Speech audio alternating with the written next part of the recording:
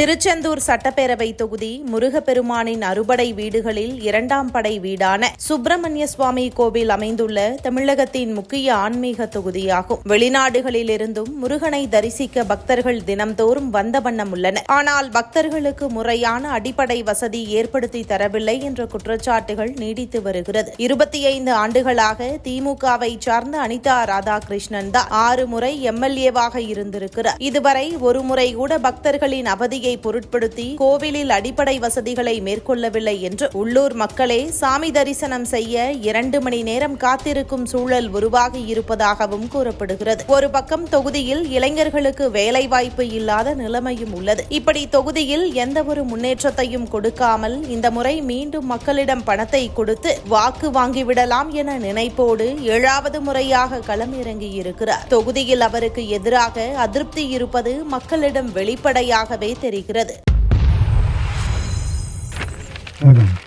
உங்களுக்கு ரெண்டா தம்பி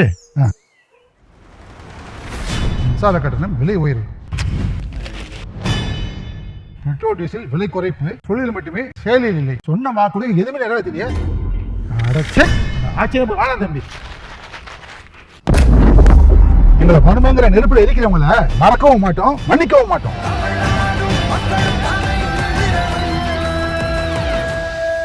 அவரை எதிர்த்து போட்டியிடும் பாஜக வேட்பாளர் KRM ராதாகிருஷ்ணனுக்கு ஆதரவு அதிகரித்திருக்கிறது. மேலும் தொகுதியில் உள்ள அனைத்து பிரச்சனைகளையும் தீர்த்து கொடுப்பதாகவும் மத்திய அரசின் உதவி மூலம் பல்வேறு நலத்திட்டங்களை மக்களுக்கு கொண்டு வந்து சேர்ப்பதாகவும் வாக்குறுதியளித்திருக்கிறார். ஆனால் அனிதா ராதாகிருஷ்ணன் இந்த முறை தான் வாக்கு சேர்க்கும் போது திமுக ஆட்சிக்கு வந்தவுடன் உரிமை தொகை 2000 ரூபாயாக உயர்த்தி வழங்கப்படும். 2756 கோடி ரூபாய் மகளிர் சுய உதவிக்குழு கடன் தள்ளுபடி செய்யப்பட்டது. புதுமை பெண் தமிழ் புதல்வன் திட்டத்தில் 9,21,000 மாணவ மாணவிகளுக்கு 1000 ரூபாய் கல்வி ஊக்கத்தொகை வழங்கப்பட்டது. இதுபோன்று மக்கள் நலத்திட்டங்கள் தொடர எனக்கு உதயசூரியன் சின்னத்தில் வாக்களித்து வெற்றி பெறச் செய்ய வேண்டும் என எடுத்து கூறுகிறாரே தவிர மக்களுக்கு தான் என்ன செய்தேன் இந்த தொகுதியில் என்று கூறவில்லை. ஒரு பக்கம் தன் மீது பொதுமக்கள் அதிருப்தியில் இருப்பதை தெரிந்து கொண்ட அனிதா ராதாகிருஷ்ணன் தனது பேரப்பிள்ளைகளை களத்தில் அழைத்து வந்து தாத்தாவுக்கு ஓட்டு போடுங்க என பேச வைத்து அனுதாபத்தை தேடி வருகிறார். ஆனால் மக்கள் மாற்றம் வேண்டும், அது தேசிய ஜனநாயக கூட்டணியால் மட்டுமே முடியும் என பாஜக வேட்பாளர் KRM ராதாகிருஷ்ணனுக்கு ஆதரவு கொடுத்து வருகின்றனர் என்பதே